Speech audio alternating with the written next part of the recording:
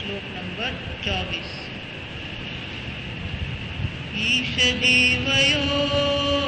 ईशजीवयोर्वेशजीविदा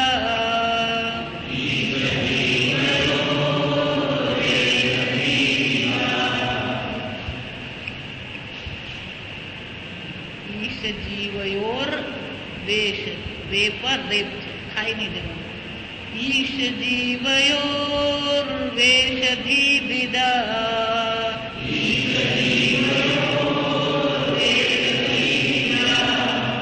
सत्स्वभावतो वस्तु केवलम्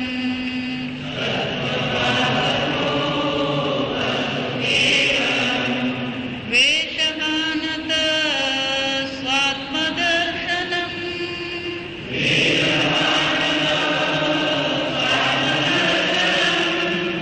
ईशदर्शनम् स्वात्मरूपतः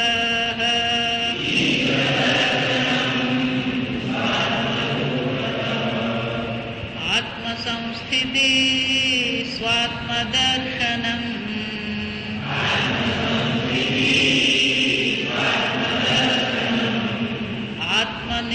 आत्मनिर्द्वयाद् आत्मनिष्ठता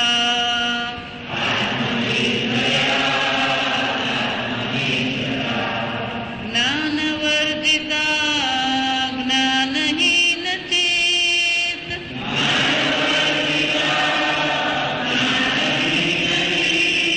ज्ञानमस्ति किं ज्ञातुमन्तरम्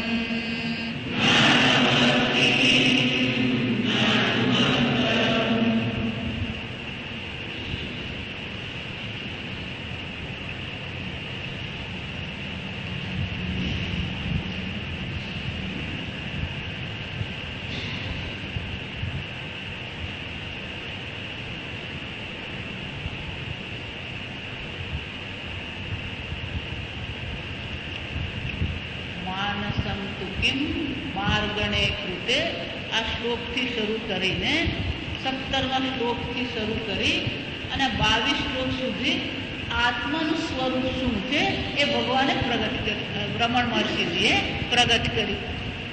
ગીતા ભણાવતા ને એટલે ભગવાન આવી જાય. માનસમ તુ કિમ માર્ગણે, માર્ગણે એટલે કે નિજ વિચાર આપણે કરીએ, નિજ વિચારણે, કે અહંકાર છે જ નહીં, આ ઉપાધિ પણ આત્માનું સ્વરૂપ છે જ નહીં. ના હમે આ તો બધા જડ છે, વિકારી છે, પરિવર્તનશીલ છે. હું કોણ છું? એક સત સ્વરૂપ આત્મા હું છું. ગઈકાલે આપણે જોયું કે હું સત સ્વરૂપ આત્મા છું, ચિત્ત સ્વરૂપ આત્મા છું. પણ જગત બનાવનાર કોણ છે? જગત બનાવનાર ક્યાં છે? જગત એને કેમ બનાવ્યું? અને એ મારાથી ભિન્ન છે કે અભિન્ન છે? જો આ વિચાર, જેમ આપણે સત અને ચિત્તનું જોયું કે સત ચિત્ત નહીં હોય તો સત જડ બની જાય, ચિત્ત સત નહીં હોય તો ચિત્ત વિકારી બની જાય. જો સમજો, આમ સત્યાગી ચિત્ત, ચિત્તયાગી અહમ. એ સતત ચિત્ત છે અને એ ચિત્ત જ હું સ્વયં છું. આમ હું સચ્ચિત આત્મા છું. હવે વિચાર એ થાય કે આ જગત બનાવનાર તો હોવો જ જોઈએ. જ્યારે આપણે આ જગતમાં આવ્યા ત્યારે આ જગતમાં બધી વ્યવસ્થા હતી. જો બહુ સમજવાની વસ્તુ, ઈશ્વરે આ જગત બનાવ્યું એવું આપણે વાક્ય બોલીએ. આ બધું કરનાર કોણ છે? આ બધો કરતા કરતા ઈશ્વર છે. એટલે આપણે શું કહીએ? ઈશ્વરે જગત બનાવ્યું. એટલે સામાન્યતઃ આ વાક્ય બરાબર છે, પણ સમજવાનો પ્રયત્ન કરીએ ને તો ગરબડ છે. ઈશ્વરે જગત બનાવ્યું એમ નહીં. શાસ્ત્ર જરા જુદી રીતે પ્રગટ કરે. તૈત્તરીય ઉપનિષદ જે છે એમાં આ બહુ સુંદર છે. જો આપણે સ્કૂલમાં ભણ્યા ને, રસાયણ શાસ્ત્ર કોને કહેવાય, ભૌતિક શાસ્ત્ર કોને કહેવાય, ગુરુત્વાકર્ષણ કોને કહેવાય, આ બધા આપણે સમજે. એમાં દરેકની વ્યાખ્યા હોય. ગુરુત્વાકર્ષણ કોને કહેવાય તો એની શું હોય? પેલી વ્યાખ્યા હોય. અને વ્યાખ્યાથી જ નક્કી થાય. શાસ્ત્રમાં વ્યાખ્યાને લક્ષણ કહેવામાં. શું કહેવાય? લક્ષણ. તો જ્યારે તમે ઈશ્વર શબ્દ વાપરો તો ઈશ્વર કોને કહેવાય અથવા ઈશ્વરનું લક્ષણ શું છે? ઈશ્વરનું લક્ષણ શું છે એ સમજવાનું. આપણે કહી દીધું એટલે ઈશ્વર બની નથી ગયા. આપણે કહું આ ભગવાન એટલે ભગવાન નહીં. એ ભગવાનની શું છે? વ્યાખ્યા હોવી જોઈએ આપણી પાસે. કોને ઈશ્વર કહેવાય? જો આ વ્યાખ્યા નથી ને એટલે ભલભલા માણસો ભગવાન બની જાય. સમજો, કેટલાય લોકો ભગવાન બની ગયા. કેમ? કારણ કે લોકોને ખબર જ નથી ઈશ્વર કોને કહેવાય. એટલે રસ્તો ચાલતો બે ચમત્કાર કરી નાખે ને, ચમત્કાર કરે એટલે શું બની જાય? ભગવાન બની ગયા. પણ ઈશ્વર કોને કહેવાય? વ્યાખ્યા શું છે? એટલે તૈત્તરીય ઉપનિષદ આપણે વ્યાખ્યા જો આપે. ગીતામાં એ ભગવાન આપે જ છે વ્યાખ્યા. ઈશ્વર કોને કહેવાય તો શું કે છે? યત પ્રવૃત્તિર ભૂતાનામ. જો આ વાક્ય બહુ સુંદર છે. યત પ્રવૃત્તિર ભૂતાનામ. ગીતામાં ભગવાન શું કે છે? જેમાંથી આ સંપૂર્ણ જગતની ઉત્પત્તિ, યેન સર્વમિદં તદં, જેના દ્વારા આ સંપૂર્ણ જગત શું છે? વ્યાપ્ત છે. તમ ઈશ્વર, એનો અર્થ થયો ભગવાને ગીતામાં શું વ્યાખ્યા કરી? જેમાંથી આ જગત ઉત્પન્ન થયું, જેના દ્વારા આ જગત વ્યાપ્ત છે, જે આ જગતનું સંચાલન કરે છે, એને ઈશ્વર. બે ચમત્કાર કરે કોઈ ઈશ્વર નહીં બને. અહીંયા એક ચર્ચા છે. સમજો, યત પ્રવૃત્તિર્ભૂતાનામ યેન સર્વમિદં તદં. આ ગીતામાં તૈત્તરીય ઉપનિષદમાં શું કહે છે કે આ જન્માદસ્ય યતઃ.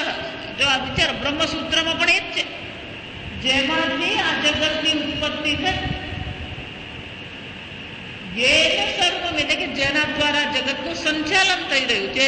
યમ પ્રવિશમ વિશંતિ, જ્યારે સર્વનો નાશ થાય ત્યારે જેમાં એ પ્રવેશે, જેમાંથી જગતની ઉત્પત્તિ થઈ, જેના દ્વારા જગતનું સંચાલન થાય છે અને જેમાં પ્રલય થાય ત્યારે જગત નાશ પામે છે. તદ બ્રહ્મ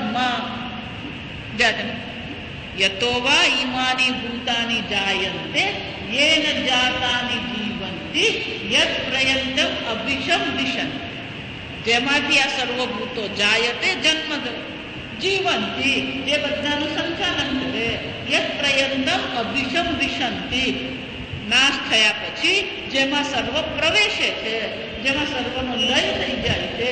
તદ બ્રહ્મ, એ શું છે? બ્રહ્મ. તદ વિજિજ્ઞાસસ્વ, શ્રુતિ માતા શું કે છે? એને તું જાણવાની ઈચ્છા કર. આપણે બીજું બધું જાણવાની બહુ ઈચ્છા થતી હોય. પેલો પડોશી ક્યાં ફરી આવ્યા, કેટલા રૂપિયા ખર્ચો છે, એ બધી આપણને જાણવાની ઈચ્છા થાય. ભગવાન તૈત્રીય ઉપનિષદમાં શું કે છે? આચાર્ય શું કે? ભૃગુભાઈ વારુણી વરુણા મુનિતરમ ઉપસસાર. આ ભૃગુ જે વરુણનો પુત્ર છે, એ પિતા વરુણ પાસે ગયો, ઉપસસાર ગયો અને પૂછ્યો પ્રશ્ન. અને વ્યાખ્યા શું આપી? આ ઈશ્વરની વ્યાખ્યા છે. હવે જો આપણે વાક્ય શરૂ શું કરેલું? ઈશ્વરે આ જગત બનાવ્યું કે જેણે આ જગત બનાવ્યું એ ઈશ્વર. આપણને બધું અદભુત લાગે. સરખો છે અર્થ. એના માટે દ્રષ્ટાંત કયું છે? આપણું સૂર્યોદય. સૂર્ય પૂર્વ દિશામાં ઉગે કે જે દિશામાં સૂર્ય ઉગે એ પૂર્વ. જો તમે એમ કહો કે સૂર્ય પૂર્વ દિશામાં ઉગે છે, જો સમજ બરાબર, તો પૂર્વ દિશા નક્કી કરે સૂર્યોદય. સૂર્ય પૂર્વ દિશામાં ઉગે છે એમ કહીએ તો સૂર્યનો ઉદય થયો એ પહેલા દિશા નક્કી થઈ ગઈ, આ પૂર્વ દિશા. અને એમાં પછી કોણ ઉગે છે? સૂર્ય. પણ પૂર્વ દિશા સૂર્યોદય નક્કી કરે કે સૂર્યોદય પૂર્વ દિશા નક્કી કરે? જે દિશામાં સૂર્ય ઉગે એને પૂર્વ દિશા કહેવાય. જે દિશામાં સૂર્ય અસ્ત થાય એને પશ્ચિમ કહેવાય. જે દિશામાં ધ્રુવનો તારો છે એને શું કહેવામાં આવે? ઉત્તર. ઉત્તરમાં ધ્રુવનો તારો નથી. જે દિશામાં ધ્રુવનો તારો છે એ દિશાને આપણે કઈ નક્કી કરી છે? ઉત્તર દિશા નક્કી કરી. ફક્ત આમાંથી એવું નહીં, આખી જગત આ રીતે જ ચાલે. આપણી બધી ભાષા જ ઊંધી છે, આપણી સમજ જ ઊંધી છે, અને એટલે પછી જગતમાં આપણે ઠોકર ખાતા જ રહી અને ગુમાવતા જ રહી. પૂજ્ય સ્વામીજીને બહુ સરસ કે આ જીવ છે ને એને બે લક્ષણ છે. આત્માના જેમ લક્ષણ હોય ને, ઈશ્વરના જેમ લક્ષણ હોય ને, આ જીવના બે લક્ષણ છે. પહેલું લક્ષણ છે એ ભિખારી છે. સ્વામીજી શું કહે છે? એ ભિખારી. He is a beggar and he is a loser. એ હંમેશા શું કરતો હોય? ગુમાવતો જ. આપણને એમ થાય કે આપણે મેળવ્યું, પણ જગતમાં આપણે શું કરતા રહીએ? ગુમાવતા જ જઈએ. ગમે એટલું મેળવે ને તોય પેલો ગુમાવતો જ. હવે ગુમાવવો એટલે તમને આધારે એમ નહીં, એની પોતાની દ્રષ્ટિએ. ક્યારેય એને એવું થાય છે કે આઈ એમ ધ વિનર ઓલવેઝ, હું હંમેશા જીતું જ છું લાગે છે. પછી અનિલ અંબાણી હોય કે મુકેશ અંબાણી હોય, જ્યાં સમજો કે રતન ટાટા હોય, હંમેશા ગુમાવવાનો તો શું હોય એ લોકોને? અફસોસ હોય જ. આમાં જીવ કોને કહેવાય? એક તો એ ભીખ માંગતો ફરે, અને ભીખ માંગ્યા પછી શું હોય છે? એ ગુમાવતો જ. એટલે આપણી દેશી ભાષામાં શું કહેવાય? એ હંમેશા ખોટનો જ ધંધો કરે. આ જીવના જેટલા ધંધા છે બધા કેવા છે? એ ખોટના જ ધંધા છે.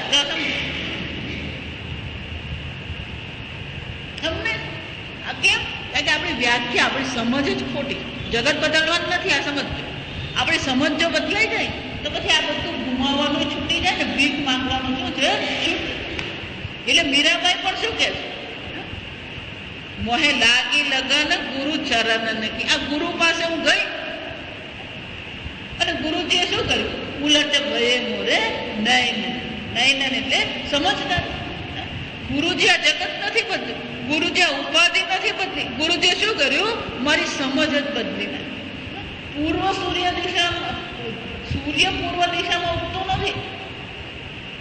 જે દિશામાં સૂર્ય ઉગે એને પૂર્વ દિશા. એ જ રીતે ઈશ્વરે આ જગત બનાવ્યું એમ નહીં, જેણે આ જગત બનાવ્યું એને શું કહેવાય? ભગવાન કહેવાય. જો આ સમજો બરાબર. પણ આ સમજતા નથી એટલે પછી આપણે શું કરીએ છીએ? ભલભલાને ભગવાન બનાવી દઈએ અને ભલભલાના મંદિરે બની જાય. જગત જેણે બનાવ્યું ને એ ઈશ્વર કહેવાય. જે જગતનું સંચાલન કરે છે ને એ ઈશ્વર કહેવાય. જો આ સંપૂર્ણ જગતનું સંચાલન કરનાર છે એને ઈશ્વર કહેવાય. ના ના ના, અમારા ગુરુજી ભગવાન છે. જો એટલે એના ગુરુજી ભગવાન કહેવાય. કયા જગતના? એના પોતાના જગતના એ ભગવાન છે, પણ સંપૂર્ણ વિશ્વના શું છે? સંચાલક છે. સર્વનું હૃદય, જો એટલે સર્વનું હૃદય જે ચલવે ને એ ભગવાન. સર્વના શ્વાસ જે ચલવી રહ્યો છે ને એ ભગવાન છે. આ શ્વાસ ચલવે છે એટલે આપણે જીવીએ છીએ. આ સમજ. એ શ્વાસ ચલાવનાર છે ને એને ઈશ્વર કહેવાય. જે હૃદય ચલવી રહ્યો છે ને એને ઈશ્વર કહેવાય. તમારા પેટમાં જે પાચન કરે ને એને ઈશ્વર કહેવાય. વિચાર કોને ભગવાન? આપણે તો રસ્તે ચાલતા ને ભગવાન બનાવી દીધું.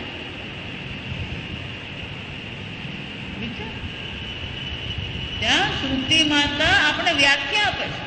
આ વ્યાખ્યા છે, આ સમજો. આને ઈશ્વર કહેવાય. એટલું જ નહીં, જો એ સંપૂર્ણ જગતના કરતા કરતા છે, સર્જનહાર છે, તો સીધો નિયમ છે ઘટસ્ય કરતા ઘટજ્ઞ. જો ઘડો બનાવનાર છે એને ઘડા બનાવવાનું જ્ઞાન હોવું જ જોઈએ અને ઘડા બનાવવાની કુશળતા પણ એને હોવી જોઈએ.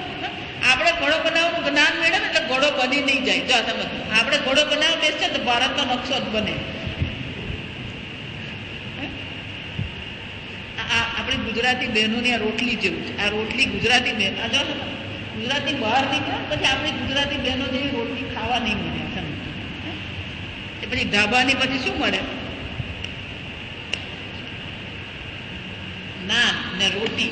એને રોટી કહેવાય, રોટલી નહીં કહેવાય. એ રોટલી વણવી હોય તો ખબર પડી જાય. એ બધે જ આવે. અભ્યાસ એને તું કોનતે જો આ સમજ.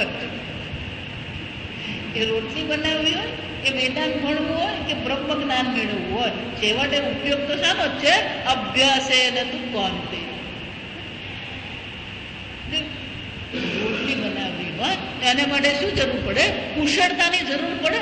જ્ઞાન એકલું કામ નહીં આવે. એક સત્સંગી બેન છે, આમ અહીંયા નથી સત્સંગી, બીજા એ સત્સંગી મને બહુ સરસ વાત છે. મેં આ વાત કરી, મેં કીધું આ ભગવાન બધું કરી રહ્યો છે. આપણે એવું માનીએ છીએ કે હું કરું છું, પણ ખરેખર કરનાર કોણ છે? કરતા હરતા ઈશ્વર જ છે. આ સર્વ કરતા હરતા એ ઈશ્વર છે. એટલું જ નહીં, એ સર્વજ્ઞ છે એટલું નહીં. ઘટસ્ય કરતા ઘટજ્ઞ, સર્વસ્ય કરતા સર્વજ્ઞ જ નહીં, સર્વ કુશળતા પણ એની પાસે છે.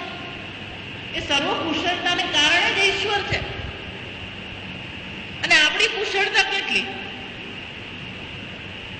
જો વિચાર, એ સર્વ કુશળતાને બદલે આપણે શબ્દ કયો વાપરે છે? સર્વશક્તિ. આપણે શું કહીએ ને? સર્વશક્તિ. જો વિચાર, તો ઈશ્વર કોને કહેવાય? જે સર્વજ્ઞ છે, સર્વશક્તિ છે. અને હું જીવ કોણ છે? આગળ મેં કીધું એમ, હું કોણ છે?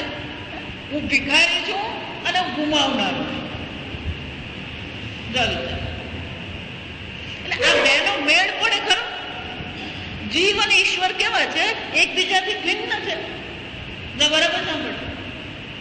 પણ જીવનો જયારે આપણે આગળ વિચાર કરી ગયા, આગલા શ્લોકથી 17 શ્લોકથી 22 શ્લોકમાં આપણે જોયું કે જીવ ખરેખર ભિખારી પણ નથી, જીવ ખરેખર લૂઝર પણ નથી. કેમ? સત્તયા હિ ચિત ચિત્તયા. હું ભિખારી છું નહીં, આ સંપૂર્ણ જગતને અસ્તિત્વ પ્રદાન કરનાર, સંપૂર્ણ જગતને ચેતનતા પ્રદાન કરનાર સચ્ચિત સ્વરૂપ આત્મા હું છું. આ પહેલી સ્પષ્ટતા આવી જોઈએ કે તમે નથી ભિખારી કે નથી જીવ, પણ તમે કોણ છો? સચ્ચિત સ્વરૂપ આત્મા. અને મારું સ્વરૂપ છે. તો હવે પ્રશ્ન એ થાય કે એક પેલો સર્વજ્ઞ સર્વશક્તિ ઈશ્વર છે, અને બીજું અહીંયા આગળ હું કોણ છું? સચ્ચિત સ્વરૂપ આત્મા છું. અને આગળ આપણે જોયું એમ કે હું સત સ્વરૂપ છું એટલે હું નિર્વિકારી છું. હું ચિત સ્વરૂપ છું એટલે કે હું સ્વપ્રકાશ સ્વતસિદ્ધ ચૈતન્ય છું. અને મારાથી અન્ય બીજું કઈ છે ખરું? ચૈતન્યથી ભિન્ન બીજી કોઈ વસ્તુ પુરવાર થાય છે ખરી? એક સત જોયું ને, તજ્જડ. આ ઉપાધિ અનેક છે, વિકારી છે, જડ છે. અને હું કોણ છું? ના હમ એક સત તજ્જડમ હિ અસત. એ બધા અનેક છે, જડ છે. અને હું કોણ છું? એક અદ્વિતીય ચૈતન્ય માત્ર છું. તો કે હું એક અદ્વિતીય ચૈતન્ય સત સ્વરૂપ આત્મા છું. અને ઈશ્વર સર્વજ્ઞ સર્વશક્તિ છે. જો વિચાર તો કે આ બે અલગ છે.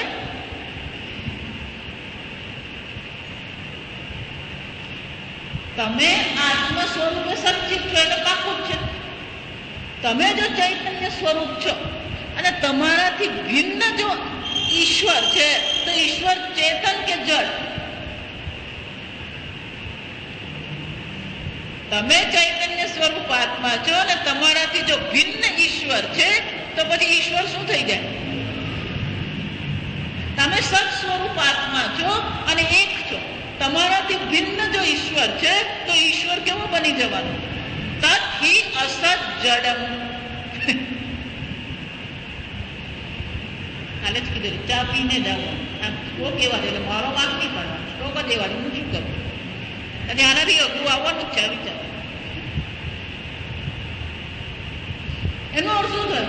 સચ્ચિત આત્માથી ભિન્ન ઈશ્વર જો આપણે શોધવા જઈએ તો ઈશ્વર કેવો હશે? જડ, અસત, વિકારી.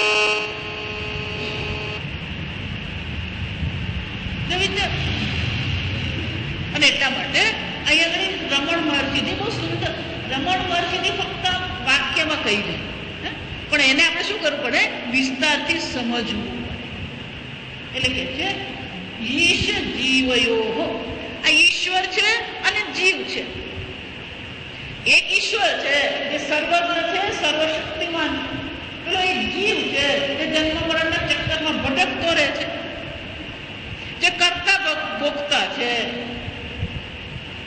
જે પોતાને હંમેશા શું માને છે? અલ્પ માની રહ્યો છે, દુઃખી માની રહ્યો છે, કઈ ખૂટે છે એવો અનુભવ કરનારો છે. આ એક જીવ છે. પણ એ જીવનું શોધન કરી દીધું. જીવ તો હું છું જ નહીં. હું માંગનાર પણ નથી, હું ગુમાવનાર પણ નથી, હું જડ પણ નથી, હું સચ્ચિત સ્વરૂપ છું. આવું વાત કરીએ કે જો જીવથી ભિન્ન ઈશ્વર હોય તો એ જડ બની જાય.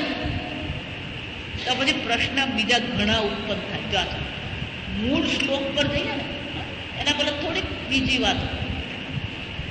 જ્યાં તમે એમ કહો કે ઈશ્વર ભિન્ન નથી, અભિન્ન છે, તો પહેલો પ્રશ્ન એ થાય તો પછી આ ભક્તિ જેની કરીએ છીએ એ કોણ?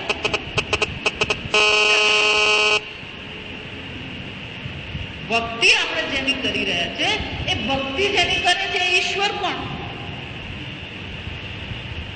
બીજું જે ભક્તો છે, નરસિંહ મહેતા છે, મીરાબાઈ છે, નામદેવ છે, પુંડરીક છે, આ બધાને ભગવાને દર્શન આપે.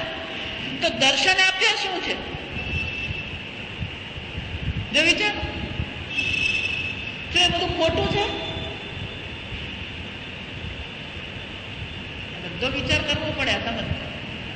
રોજ આપણે જેની પૂજા કરીએ, રોજ આપણે જઈને જેને અભિષેક કરી રહ્યા છે એ શંકર ભગવાન કોણ? તો બસ તમે પથ્થરને અભિષેક નથી કરતા. તમે અભિષેક કોને કરો છો? પથ્થરને અભિષેક કરીએ નહીં. ભગવાનને અભિષેક કરીએ.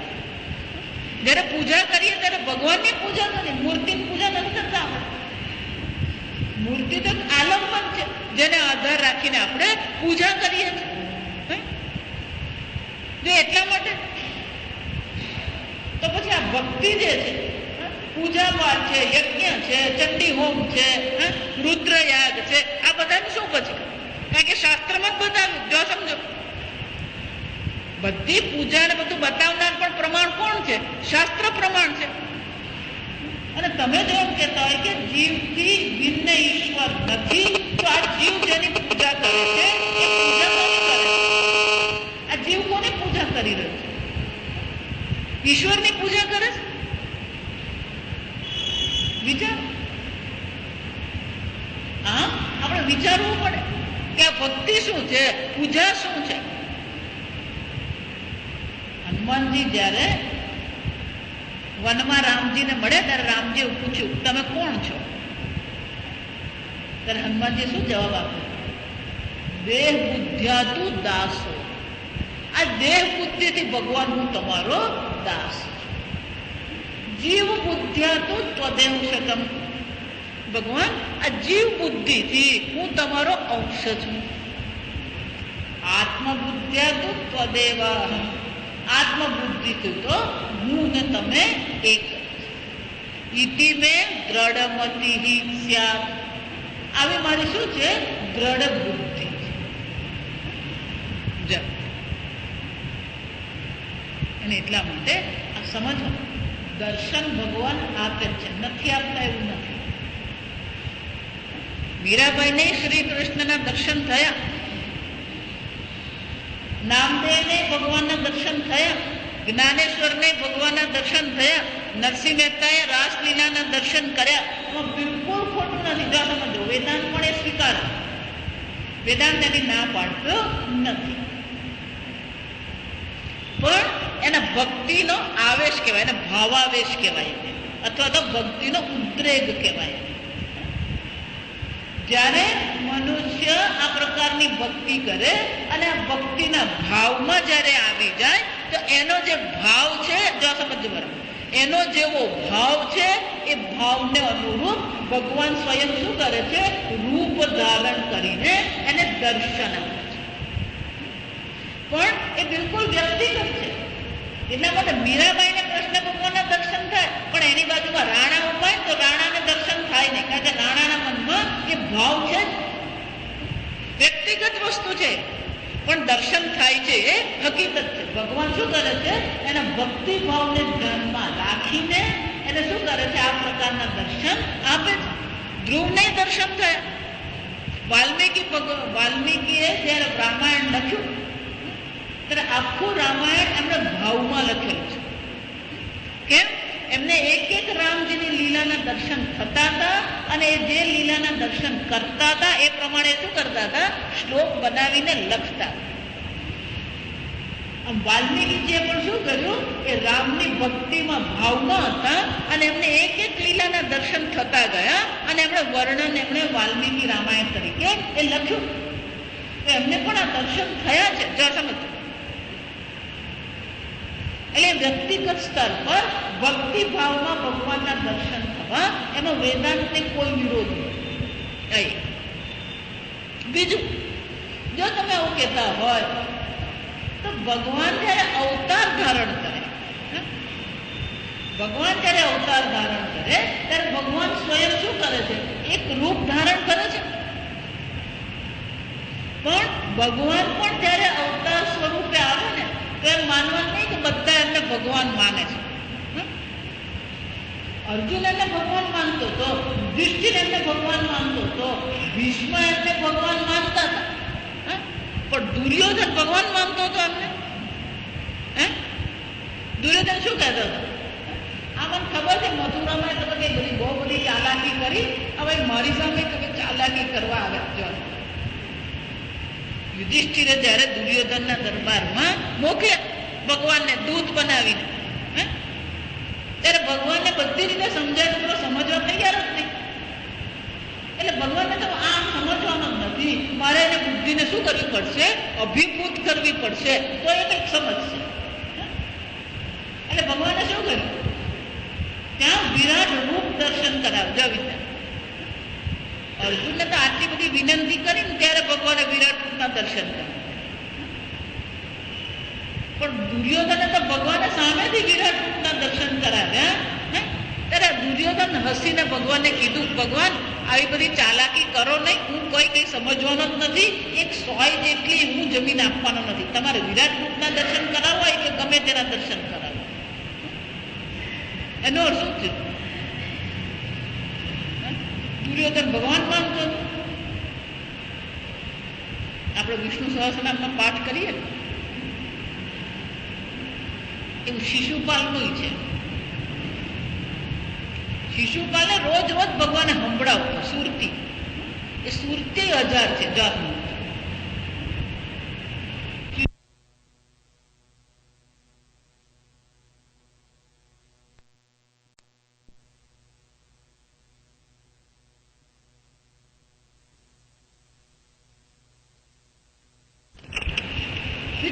શકુની ભગવાન માનતો હતો. હા, ભગવાન માનતા ને, ભગવાન હતા એટલું જ નહીં. આ તો હસ્તિનાપુર ને મથુરાની વાત થઈ. જો તમે ગોકુળમાં યાદ હાલત હતી. એટલે એક કૃષ્ણ હતા ને, શ્યામ સુંદર હતા. શ્રી કૃષ્ણ કોણ હતા? શ્યામ સુંદર હતા. તે એક પૌંડ્રસ કૃષ્ણ હતા. ભાગવત વાંચો ને તો બધી ખબર પડે.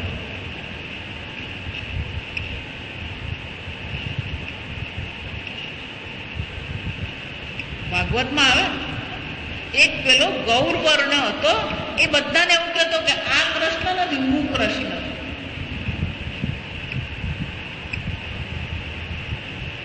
અને આ શ્યામ કૃષ્ણ નથી, હું ગૌરવર્ણ કૃષ્ણ. આમ એ ભગવાનને ભગવાન માનતો હતો.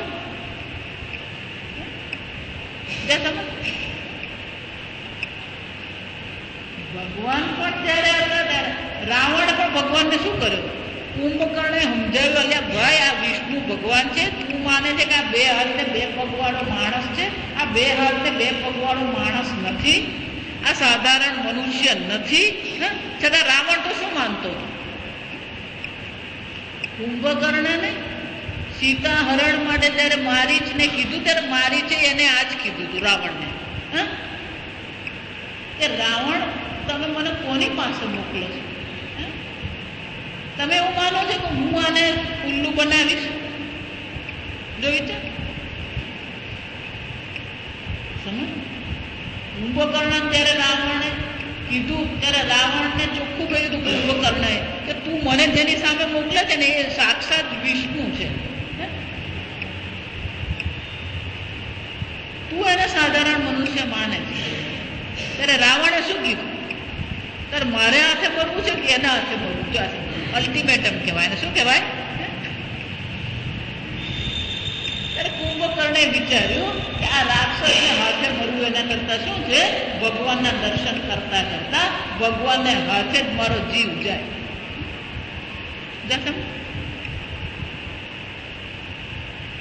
આમ ભગવાન પણ જયારે હતા ત્યારે કોઈ બધા ભગવાનને ભગવાન માનતા નતા.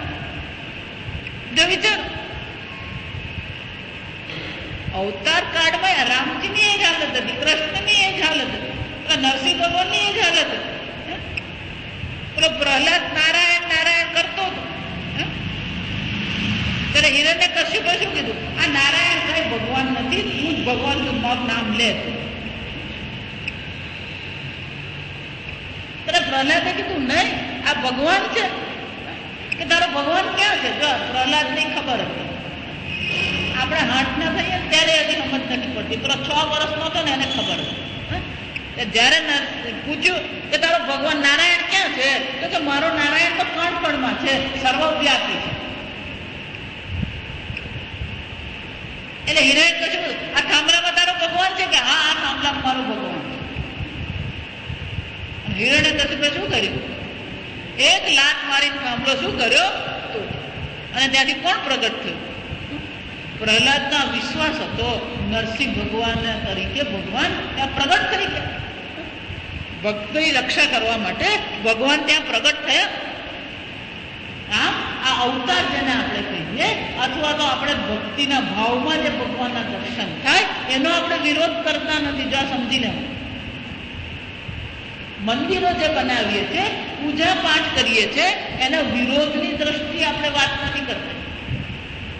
જ્યાં સુધી આ ઉપાધિ છે, જ્યાં સુધી અજ્ઞાન છે, ત્યાં સુધી તો આ ભગવાનની પૂજા પાઠ તો છે જ,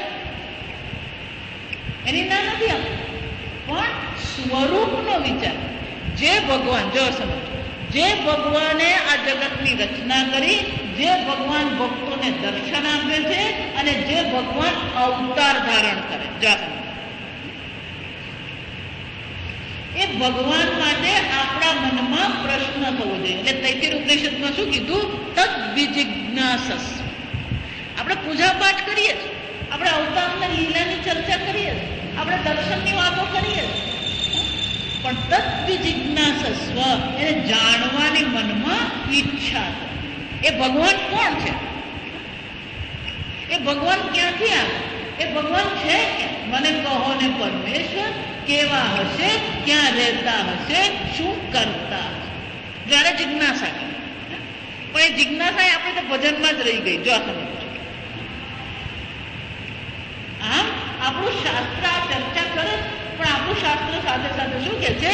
આ પરમાત્માને જાણવાની ઈચ્છા કરવી જોઈએ કે આ પરમાત્મા છે કોણ, પરમાત્મા શું છે અને પરમાત્મા ક્યાં છે. જો સમજા, બે પ્રશ્ન થવા છે. વિજિજ્ઞાસસ્વ કહીએ, જાણવાની ઈચ્છા થવી જોઈએ. તો બે ઈચ્છા, મનમાં બે પ્રશ્ન કે ઈશ્વર ક્યાં છે અને ઈશ્વર શું છે, એટલે કે ઈશ્વરનું સ્વરૂપ શું છે. એ જ વસ્તુ ભગવાને 7મા અધ્યાયમાં અર્જુનને કીધી. 6ઠ્ઠા અધ્યાય સુધી ભગવાને આ જીવ શું છે, આત્મા શું છે એ દર્શાવ. 7મા અધ્યાયથી ભગવાન કહે છે, અર્જુન હવે હું કોણ છું એ તને હું સમજાવું. અસંશયમ સમગ્રમાં યથા જ્ઞાસ્યસી તચ્છૃણુ યજ્ઞાત્વા ભૂયઃ અન્યઃ જ્ઞાતવ્યમ ન અવશિષ્યતે. અર્જુન હવે હું તને મારા સ્વરૂપની ચર્ચા કરું છું. હું કોણ છું? ભલે હું તને તારી સામે શ્યામ સુંદર, મુરલી મનોહર, પાર્થ સારથી તરીકે તારી સામે ઊભો છું, પણ એ મારું સ્વરૂપ નથી. અર્જુન, એ શ્યામ સુંદર, મુરલી મનોહર, મોરપીછ ધારણ કરનાર એ કૃષ્ણ હું છું ખરો, પણ શ્રી કૃષ્ણ એ મારું સ્વરૂપ નથી. જો સમજો, એટલે ભગવાને શું કીધું? પૂર્ણતઃ તું મને જાણે એ પ્રકારે હવે હું તને કહીશ, અને એક વાર તું મને આ પ્રકારથી જાણી લેશે, પછી બીજું કંઈ જાણવાનું તારા માટે બાકી રહેશે. જો વિચાર, જો શ્રી કૃષ્ણ જ ભગવાન હોત તો ભગવાને આ 7મો અધ્યાય શરૂ કરવો પડતે. હે, સમજાય શું કહેવા માંગુ? આકાર જ જો ભગવાનનું સ્વરૂપ હોત તો ભગવાને આ 7મો અધ્યાય શરૂ કરવાની જરૂર જ નથી. પ્રત્યક્ષ જ છે. અને ભગવાન ત્યાં શું કહે છે?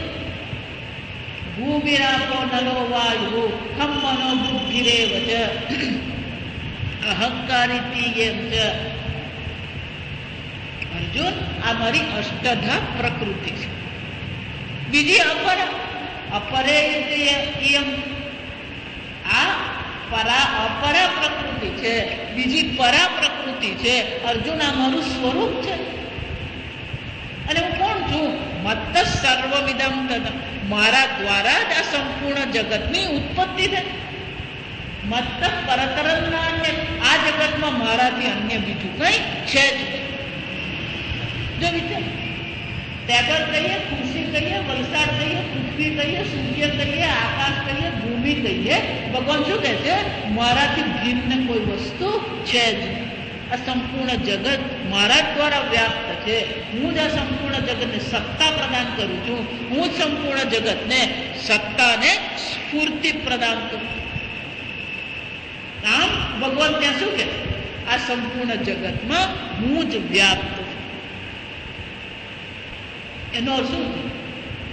જો ઈશ્વર, જો બરાબર ઈશ્વરના સ્વરૂપને સમજવાનો પ્રયત્ન કરીએ તો બે વસ્તુ પૂરવા. પહેલું તો ઈશ્વર સર્વજ્ઞ સર્વશક્તિ છે. જો એ સર્વજ્ઞ સર્વશક્તિ છે તો જ્ઞાન છે એમને. જ્ઞાનનું અધિષ્ઠાન જડ હોય કે ચેતન? જ્ઞાનનું અધિષ્ઠાન શું હોય? ચેતન જ. તો ઈશ્વર પણ ચિત્ત સ્વરૂપ ખરા કે નહીં? ને તમે કોણ છો? ચિત્ત સ્વરૂપ. સંપૂર્ણ જગતને સત્તા પ્રદાન કરનાર કોણ છે? ઈશ્વર છે. ને એટલે સત્તા પ્રદાન કરનાર એટલે કે સત સ્વરૂપ ઈશ્વર છે. અને તમે પણ કોણ છો? સત સ્વરૂપ. તો ઈશ્વર પણ સચ્ચિત સ્વરૂપ છે. તમે પણ કોણ છો? સચ્ચિત સ્વરૂપ. સ્વરૂપની દ્રષ્ટિએ વિચારીએ તો તમારા ને ઈશ્વરમાં ભેદ શું છે? એટલે અહીંયા જો હવે શ્લોક પકડો. રમણ મહર્ષિજી કહે છે સ્વરૂપથી વિચારીએ તો તમે પણ સચ્ચિદાનંદ સ્વરૂપ બ્રહ્મ છો અને ઈશ્વર પણ કોણ છે? સચ્ચિદાનંદ સ્વરૂપ બ્રહ્મ જ છે. તત્વમાં જોઈ ગયા. ચૈતન્ય વત્તા અવિદ્યા બરાબર જીત. ચૈતન્ય વત્તા માયા બરાબર ઈશ્વર. તો ભેદ ચૈતન્યની દ્રષ્ટિએ નથી. સચ્ચિત સ્વરૂપની દ્રષ્ટિએ ભેદ કોઈ નથી. ઉપાધિની દ્રષ્ટિએ બધા જ ભેદ છે. એટલે અહીંયા શ્લોક જો ઈશ જીવયો વેશધિ વિદા. વિદા એટલે ભેદ. ભેદ છે. ઈશ્વર અને જીવ વચ્ચે ભેદ છે. પણ ભેદ કયો છે? વેશધિ વિદા. વેશ બુદ્ધિથી ઉપાધિ બુદ્ધિથી જીવ અને ઈશ્વરનો ભેદ કરો. સ્વસ્વભાવતઃ વસ્તુ કેવલમ. સત સ્વરૂપની દ્રષ્ટિએ વિચારીએ, ચિત્ત સ્વરૂપની દ્રષ્ટિએ વિચારીએ તો વસ્તુ શું છે? કેવલમ, એક જ છે. કેવલ એટલે એક. એટલે શું કહે છે? ઉપાધિની દ્રષ્ટિએ તો ભેદ છે જ, આપણે સ્વીકારીએ જ છે. અને જ્યાં સુધી ઉપાધિ છે ત્યાં સુધી ઈશ્વરને પૂજા પાઠ કરવું, દર્શન કરવા એ બધું જ છે. યજ્ઞ કરવો આ બધું છે જ. આપણે ના પાડતા જ નથી. પણ સ્વરૂપતઃ જોઈએ તો શું છે? સત સ્વભાવતઃ. સ્વરૂપથી દ્રષ્ટિથી વિચારીએ તો સચ્ચિદાનંદ સ્વરૂપ પરમાત્મા છે. આત્મા પણ કોણ છે?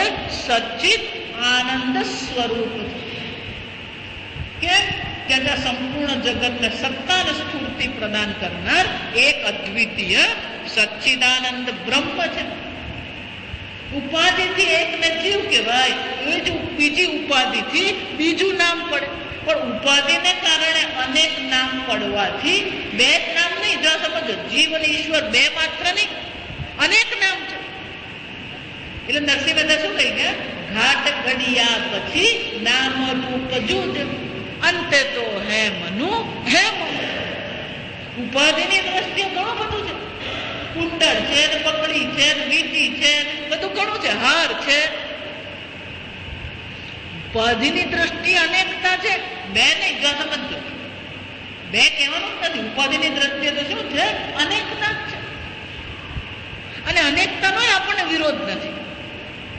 જે માટી ક્યારે ઘડાનો વિરોધ નહીં કરે, એમ કોઈને વિરોધ છે જ નહીં. જો સમજો, પણ એને સત્ય માનીને ચાલી રહ્યા છે તો પછી શું થવાનું? જો વિચાર. ધારો કે એક વીટી છે, જો સમજો, અને એક હાર છે.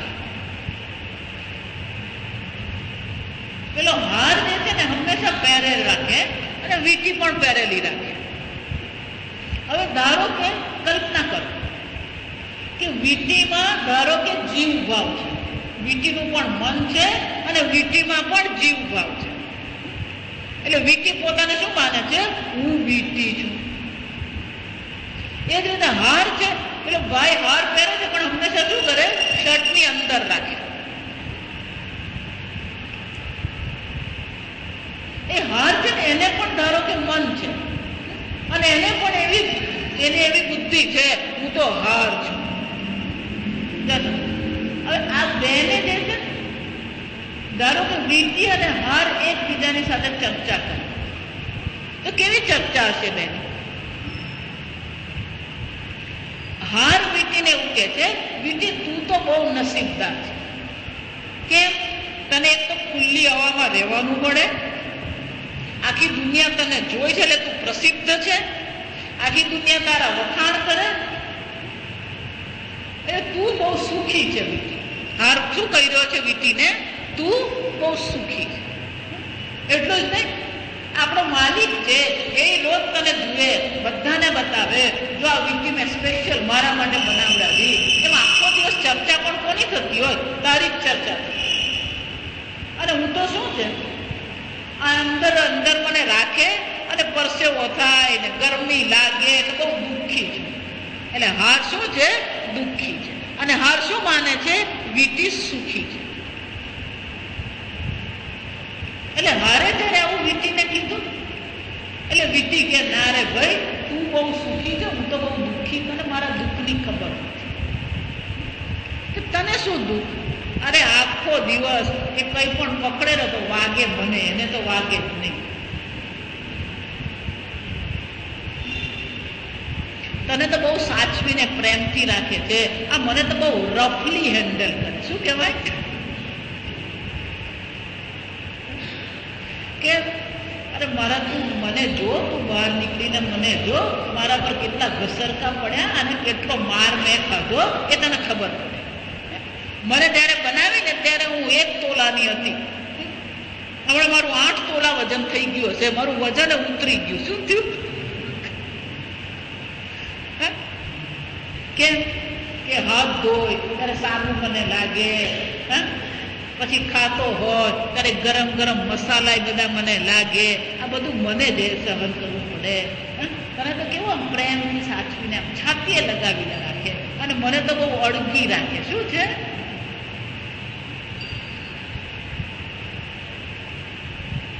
એટલે હું તો બહુ દુઃખી છું. વીટી શું કહે છે? હું બહુ દુઃખી છું. હા, તું બહુ સુખી છે.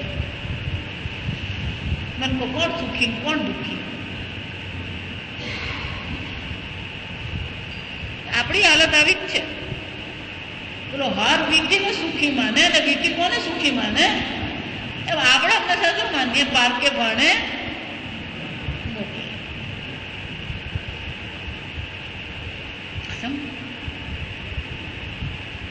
ઉપાધિ છે તો ઉપાધિની મર્યાદા હોવાની છે. પછી એ વીટી હોય કે હાર હોય. એટલે નરસિંહ મહેતા શું કહે છે? ઘાટ ગડિયા પછી નામ રૂપ જૂજ. નામ રૂપ અનેક છે અને નામ રૂપ છે તો નામ રૂપની મર્યાદા ત્યાં હોવાની છે. નામ રૂપ છે તે એ ઉપાધિ છે અને ઉપાધિ છે તો બધી સુખ દુઃખ પણ ત્યાં હોવાની છે. પણ એ કેવા છે? અંતે તો હે મનુ હે. હાર પણ સોનું જ છે અને વીટી પણ શું છે? સોનું જ છે. કેવી રીતે? આમ તમારી દ્રષ્ટિ જો ઉપાધિ પર છે તો કોઈ તમને સુખી કરી શકે. કારણ કે ઉપાધિ છે તો ઉપાધિની સમસ્યા રહેવાની. ભગવાને અવતાર ધારણ કરે તો ભગવાને દુઃખી થવું પડે. ભગવાનને પણ અવતાર કાળનો જો વિચાર કરો તો અવતાર કાળમાં ભગવાનની સાથે જેટલા પ્રસંગ બન્યા એ સુખના પ્રસંગ છે, દુઃખના છે. અને સુખના વધારે છે, દુઃખના વધારે છે. કૃષ્ણ ભગવાનનો જન્મ ક્યાં થયો?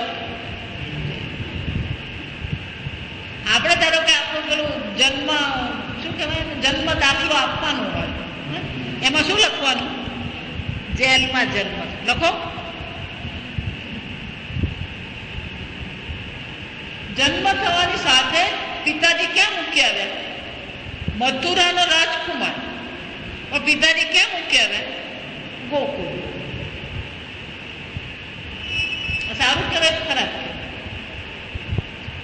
ગોકુળમાં ગયા બીજે દિવસે કોણ આવી? પૂતના માસી આવી, પ્રેમ કરવા આવેલી.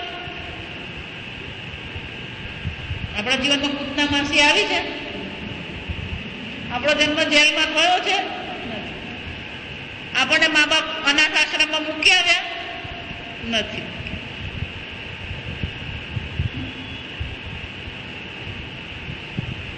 હજી ચલવું આગળ. જ્યાં પડખું ફેરવવા માંડ્યું ત્યાં શકટાસુર આવ્યો, જ્યાં ઘૂંટણીએ ભરવા માંડ્યું ત્યાં વૃત્તાસુર આવ્યો. જો વિચાર, વાછડા ચરાવવા ગયા વત્સાસુર આવ્યો, અઘાસુર આવ્યો. આપણા જીવનમાં કોઈ અસુર આવ્યો તો દુઃખી કેમ છો?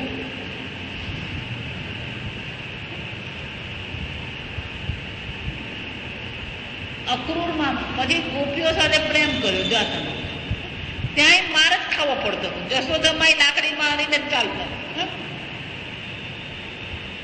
જો વિચાર, પેલા દાડ દાડ આંસુ આમ રડે ભગવાન. નારદજી કે મને તો એમ કે ચાલો ભગવાનની લીલા જોયો. આ ભગવાનને તો જોયો તો ખરો, પણ રડતો ભગવાન જોયો. કયો ભગવાન જોયો? દાડ દાડ આંસુ પડે.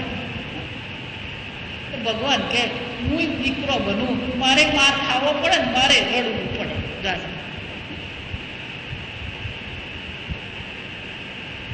આપણે માટી ખાતા હતા, ભગવાને માટી ખાધી. ભગવાન કે બાળક છું તો માટી ખાવ. તો માટી ખાવા માટે મારે શું કરવો પડે? માટી ખાવાની હાથે મારે ખાવો પડે.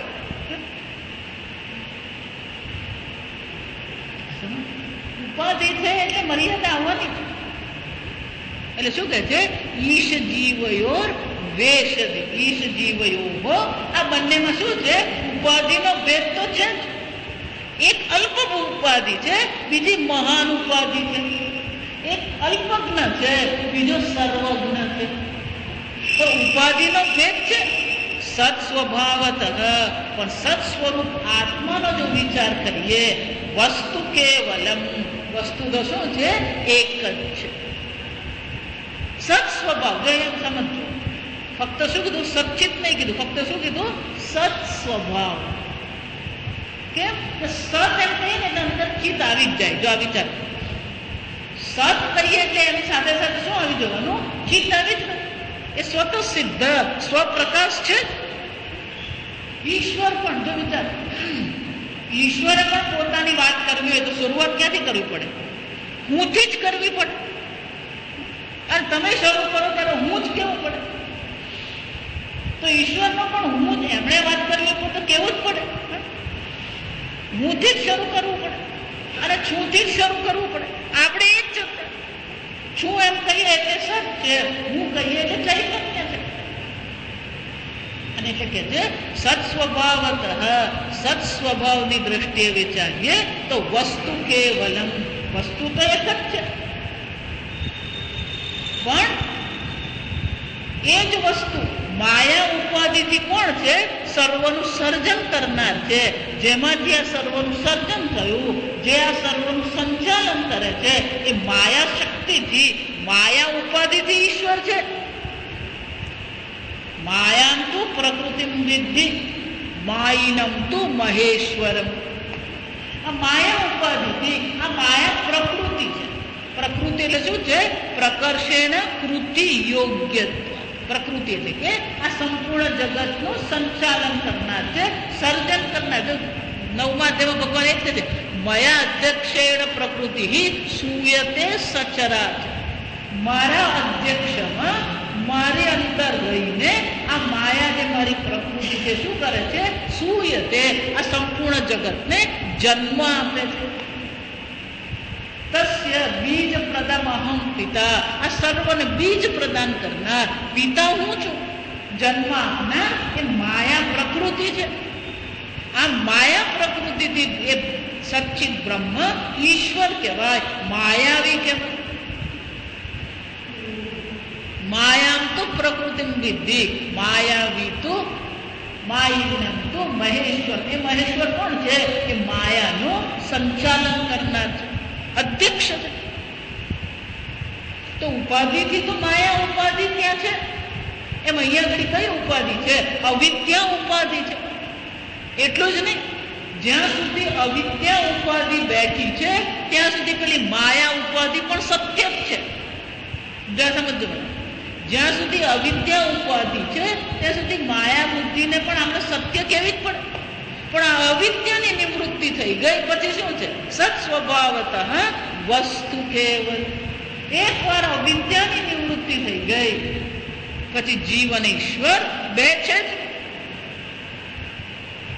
ક્ષેત્રજ્ઞમ ચાપી મામ વિદ્ધિ સર્વ ક્ષેત્રેષુ ભારત. એકવાર અવિદ્યાની નિવૃત્તિ થઈ તો ભગવાન શું કે છે, આ જે ક્ષેત્રજ્ઞ અહીંયા ઘડી છે, આ સર્વ ઉપાધિને જાણવા વાળો, ક્ષેત્રમ જાનાતિ ઇતિ ક્ષેત્રજ્ઞ, આ ક્ષેત્રને જે જાણવા વાળો છે ખરેખર અર્જુન હું જ છું. એનો અર્થ શું થયો? ઐક્ય છે, જીવ અને ઈશ્વરનું ઐક્ય છે. એટલે આગળ 24મા શ્લોક 25મા શ્લોકમાં કે છે વેશહાનત સ્વાત્મદર્શના. આ વેશની જો હાનિ થઈ જાય, ઉપાધિનો જો નાશ થઈ જાય તો કોને દર્શન થઈ શકે? સ્વાત્મ દર્શન. એટલે ઈશ્વર પણ સ્વાત્મ, તમારો પોતાનો આત્મા છે એ પ્રકાર દર્શન થાય. એટલે અહીંયા પેલું વેશહાનત એવું લખેલું છે. એટલે આપણે શું માની લઈએ? આ ઉપાધિનો નાશ. એટલે બીજો પ્રશ્ન શું આવે? આ ઉપાધિનો નાશ કેવી રીતે કરીએ?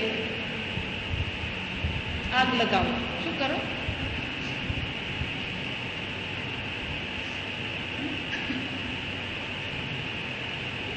ઉપાધિનો નાશ કરવાનો.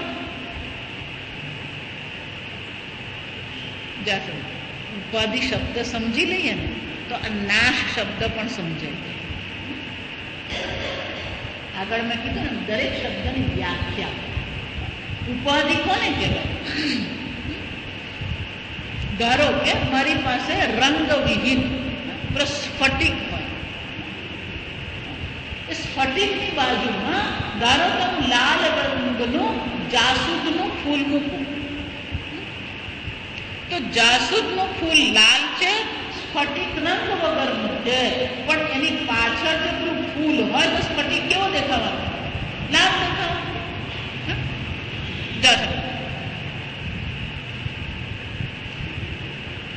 તો સ્ફટિકને જો આ વાક્ય બરાબર છે, સ્ફટિકના લાલ રંગના દેખાવું એને માટે ઉપાધિ કોણ છે? જાસૂદનું ફૂલ છે. પણ સ્ફટિક શું છે જો મને ખબર હોય તો સ્ફટિક ખરેખર લાલ બની ગયો એવું માનું? જે સ્ફટિકના સ્વરૂપને ઓળખતો નથી એ જ્યારે જોશે ત્યારે શું માનશે? આ લાલ માણેક છે. કેમ? કારણ કે સ્ફટિકને ઓળખતો. એ જ રીતે આત્માના સ્વરૂપને જાણતા નથી એટલે ઉપાધિના ગુણધર્મને કોના ગુણધર્મ માની લીધા? પોતાના ગુણધર્મ. જેમ પેલો સ્ફટિકને લાલ માની લીધો. એ જ રીતે આપણે આત્માને પણ શું માની લીધું?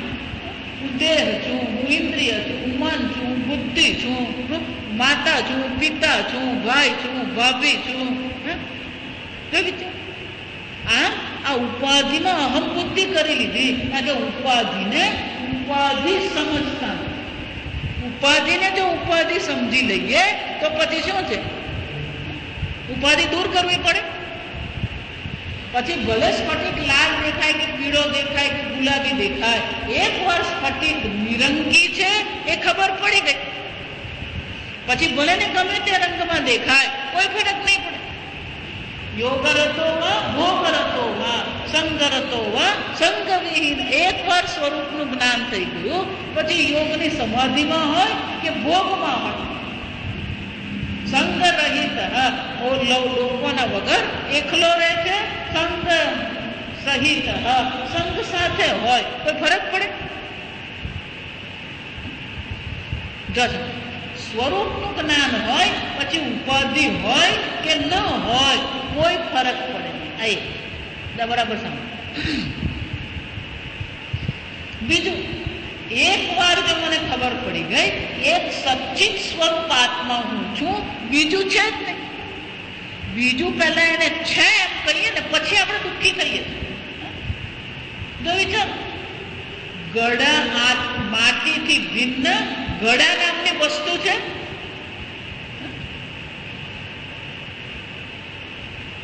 નાહમ એક સત.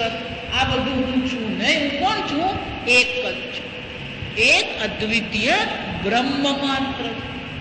એટલે ભગવાન શું કહ્યું? મત્ત પરતર નાન્ય કિંચિત હશે.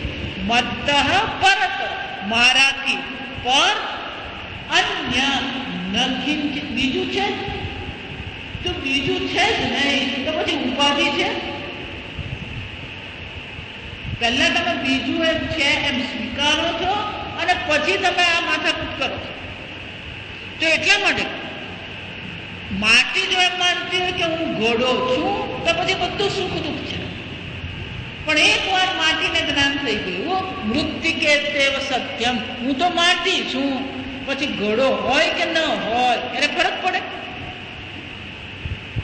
ઘોડો બનવામાં એ દુઃખી થાય અને 5 મીટરનો ઘોડો હોય તો પછી આપણે નાની વસ્તી પેલી કુલ્લી હોય, માટી એવું કે ના ના હું કઈ કુલ્લી બનવું નહીં. જોયું તો એમ જ્યાં સુધી આપણે પોતાના સ્વરૂપને જાણતા નથી ત્યાં સુધી આ ઉપાધિમાં આપણે શું કરતા રહીએ? અટવાતા રહીએ. અને એટલે અહીંયા આગળ શું કરવાનું? ઉપાધિનો નાશ એટલે કે વેશહાનતઃ, વેશ એટલે કે આ વેશનો નાશ કરવો એટલે કે એને સત્ય માનવાની જરૂર નથી. ખરેખર એનો નાશ નથી કરવાનો. ખરેખર શું કરવાનું છે? એની સત્યતા દૂર કરી દેવાની. સત્યતા દૂર થઈ ગઈ પછી આપોઆપ શું થવાનો? એનો નાશ થઈ જાય.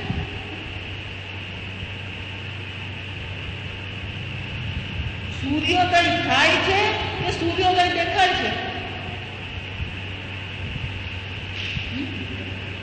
થાય છે સૂર્યોદય? આકાશ ભૂરું છે કે આકાશ ભૂરું દેખાય છે? દેખાય. પછી ભૂરાપણાનો નાશ કરવાનો કેમ? ભૂરાપણાનો નાશ નથી કરવાનો.